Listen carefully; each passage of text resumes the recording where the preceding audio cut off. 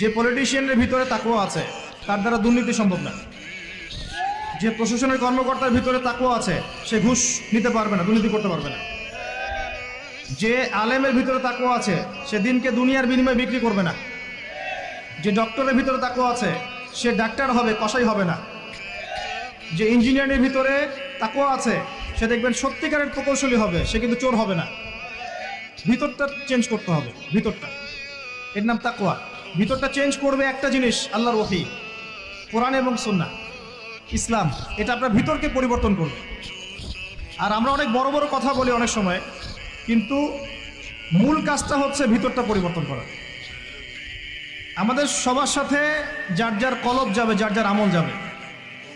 আল্লাহ পাক আমাকে কলার চেপে ধরে বলবেন না যে বাংলাদেশে ইসলামী খেলাফত কায়েম করে আসো নাই কেন, এটা আল্লাহ পাক আমাকে বলবেন না। আল্লাহ পাক বলবেন তোমাকে যে দায়িত্ব দিয়েছিলাম ওই দায়িত্ব ঠিকঠাক